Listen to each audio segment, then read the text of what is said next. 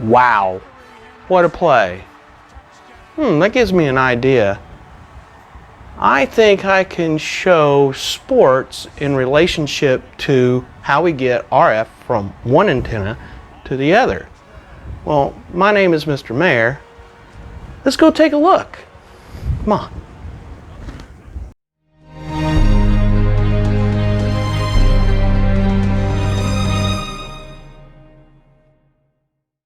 Welcome everybody to Antenna Theory. The objective today is to identify basic facts about antenna theory. Remember, you have to get 70% on the block test, which means 14 out of 20 you have to get correct. This is video 2 of part 1, going over radio wave propagation with a sports narrative. Let's continue on. Radio wave propagation. If you take a look at the definition, it says how you're going to get RF from the transmitting source to the distant end or the receiver. There are two different types of propagation, which are ground waves and sky waves. First one up is ground waves. Now, ground waves travel along the surface, and they have three different components to those ground waves. They are direct waves, ground reflected waves, and surface waves. Now let's take a look at each one of those and how they get from the transmitting source to the receiving source. The first component we're going to look at is direct waves. Now, direct waves are called line of sight. What that means is if I am the transmitting antenna and I can see the receiving antenna on the distant end, I should be able to make communication with it. But what happens when you want to talk farther? To go farther with line of sight, we use something called space waves. In order for us to go halfway around the world, we use our transmitting antenna. Instead of pointing it on the Earth side of the house, we point it up in space. There's a satellite up there. It relays that information and retransmits it to the receiving antenna. And that's how we're able to get farther with our line of sight. So let's take a look at direct line of sight. You can see that we have an example here of direct line of sight. It's going to show a replay on it. It goes from the batter to the pitcher. Great job, line of sight. Ground reflected waves. These particular waves bounces off of objects.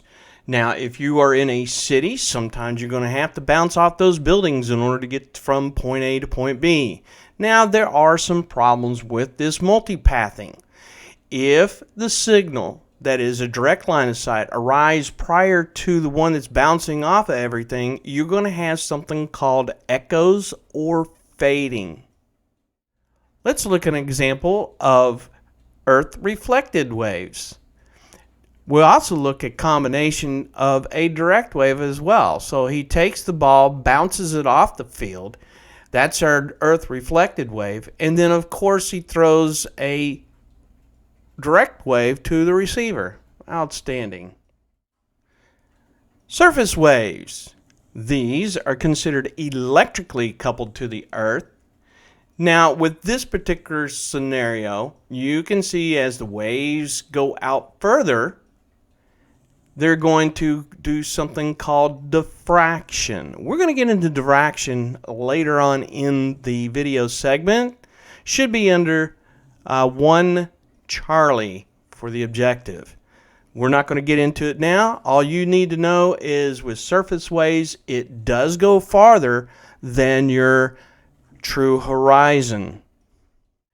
This is a very good example of surface waves. You'll notice that the golf course has a lot of rolling contours to get up to the pin.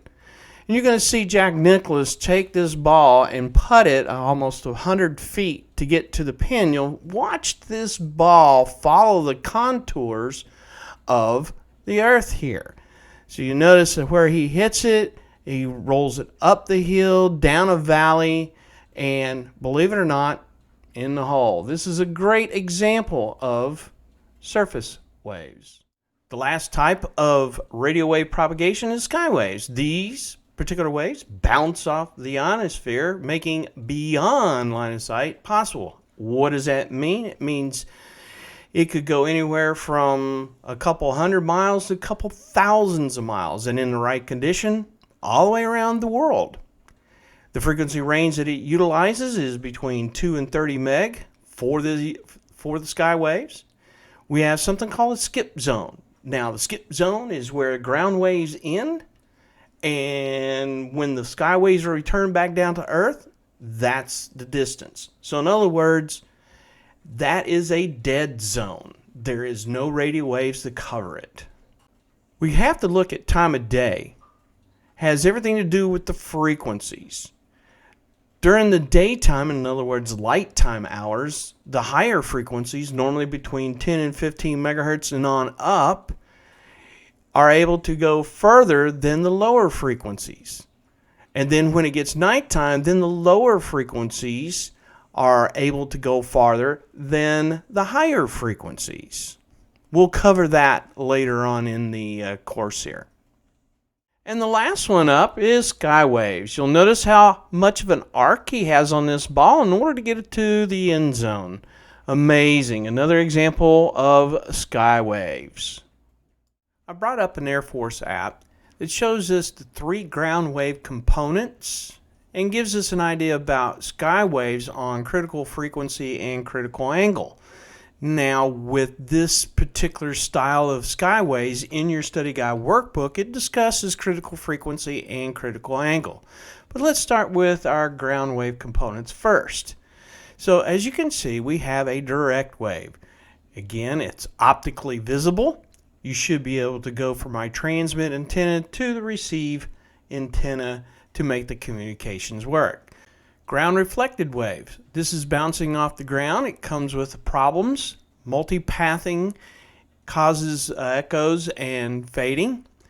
But at the same time, if you have a line of sight and it's not getting there, but it's bouncing off of the ground, there you go. You got ground reflected. Let's look at surface waves. As you can see, if you're looking at going from point A to point B with your RF and you need to cover the curvature of the Earth, it is very possible that you're going to be able to go beyond the horizon. Let's take a look at sky waves. First up is our critical frequency. You'll notice that it is hitting the ionosphere and bouncing back down. However, if you look down below, you'll see frequency. Now I'm going to go low. And you can see that it has little or no effect, but you notice that the wavelengths have got longer. We're going to increase the frequency until we get to that point where instead of it bouncing off the ionosphere, it goes through the ionosphere. That's our critical frequency. So let's go and hit critical angle. Now this is how you point the antenna in getting it to hit the ionosphere and reflect back down. Again, if I vary the angle, and I'm going to go low, and it keeps shooting out through the ionosphere. If I increase my angle to where it will bounce off the ionosphere, there you go. We've reached our critical angle.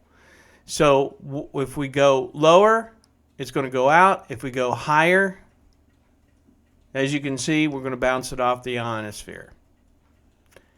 And there you have it. All of our ground waves and our sky waves. Well, looks like we're not going to get to looking and seeing what this is, so I'm going to call it my RF stick. You know, RF goes this way, it goes this way, or it goes that way, or it does this. Anyway, stay tuned for the next video.